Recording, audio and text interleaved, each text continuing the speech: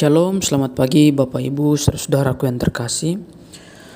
Di pagi ini sebelum kita melakukan berbagai aktivitas kita di hari ini, kita akan dengar firman Tuhan.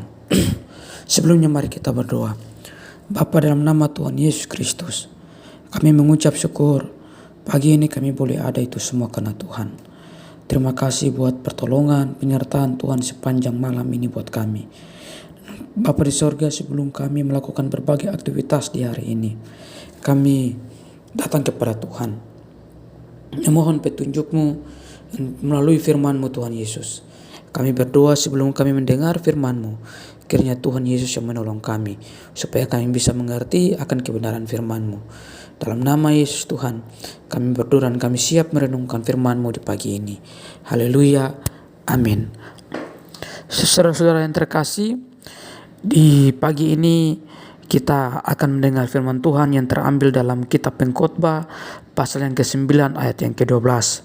Pengkhotbah pasal yang ke-9 ayat yang ke-12. Karena manusia tidak mengetahui waktunya, seperti ikan yang tertangkap dalam jala yang mencelakakan, dan seperti burung yang tertangkap dalam jerat, begitulah anak-anak manusia terjerat pada waktu yang malang, kalau hal itu menimpa mereka secara tiba-tiba. Saudara, judul renungan di pagi ini berjudul Perhatikanlah hidupmu lebih lagi. Saudaraku yang terkasih, hidup di dunia ini adalah suatu perjalanan yang harus kita tempuh setapak demi setapak, detik demi detik, jam demi jam, hari demi hari. Diibaratkan seperti seorang musafir yang sedang menempuh perjalanan panjang dan melelahkan. Saudara, terkadang di tengah perjalanan ia harus berhadapan dengan penyamun yang mencoba menghadang. Ada ujian, ada tantangan, pencobaan. Oleh karena itu, dalam Alkitab, dalam Efesus pasal yang ke-5 ayat yang ke-15, karena itu perhatikanlah dengan seksama bagaimana kamu hidup. Janganlah seperti orang bebal, tetapi orang arif. Kata seksama artinya sangat berhati-hati, penuh ketelitian. Firman Tuhan menasihati kita agar berlaku seperti orang arif, bukan seperti orang bebal. Orang yang berlaku bebal adalah orang yang tidak bijaksana, yang menjalani hidup dengan sembarangan saja, hanya memusatkan perhatian kepada perkara-perkara duniawi saja, mengandalkan kekuatan sendiri dan hidup menyimpang dari kehendak Tuhan. Saudaraku yang terkasih, tetapi orang arif itu berbeda, saudaraku. Orang arif adalah orang yang bijaksana, orang yang tahu apa yang harus dilakukan di umur yang singkat ini. Orang yang berlaku arif adalah orang yang memperhatikan langkahnya dengan kehati-hatian, selalu menyikapi setiap keadaan atau peristiwa dengan respon hati yang benar. Ia berusaha supaya hidupnya berkenan kepada Tuhan. Karena itu pandangannya selalu terarah kepada perkara-perkara yang di atas. Carilah perkara yang di atas, di mana Kristus ada. Pikirkanlah perkara yang di atas, bukan yang di bumi. Kolose 3 pasal ketiga ayat 1 sampai ke-2. Sehingga ia tidak asal menjalani hidup, tapi memperhatikannya dengan seksama, agar tetap hidup di jalan-jalan Tuhan, hidup dalam kehendak Tuhan. Ia menghargai waktu sebagai berkat yang sangat berharga dari Tuhan. Menghargai waktu berarti menggunakan waktu dengan kesempatan, dengan sebaik mungkin.